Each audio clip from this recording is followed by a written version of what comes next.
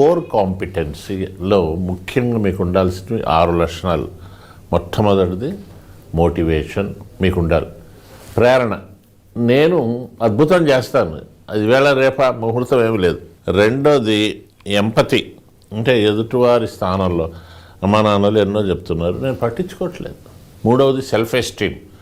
గుర్తుపెట్టుకోండి, మీరు చదివిన చదువులోనే మీకు చిన్న ఉద్యోగమే వస్తుంది అది ఇది కాకుండా ఐ డూ వండర్స్. ఇప్పుడు నేను కొంతమంది గురించి మాట్లాడబోతున్నాను, వాళ్ళు చదివిన చదువుకి ఇప్పుడు వాళ్ళు చేస్తున్న పనికి సంబంధం లేదు, ఇప్పుడు ప్రపంచం అంతా వాళ్ళని గుర్తించారు.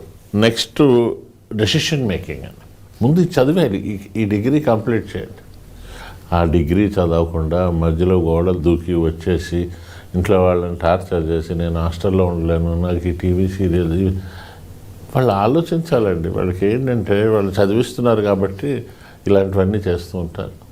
నాకు ఆ కాలేజీ నచ్చలేదు, ఆ లెక్చరర్స్ నచ్చలేదు. నువ్వు నచ్చిన రాష్ట్రం పైన ముందు ఒక డిగ్రీ చేయి, అది బీఏనా, బీకామా, బీఎస్సీయా, బీటెకా, బీఫార్మా, ఎంబీబీఏ, ఏమీ లేకుండా ఇప్పుడే మీకు ఎలా తెలిసిపోతుందండి. నెక్స్ట్ కమ్యూనికేషన్స్, అందరితో బాగుండండి. Then interpersonal awareness, relationships. ఈ 6 ఉన్న రోజునండి మీరు చదివింది ఒకటి కావచ్చు, చేసేది ఇంకోటి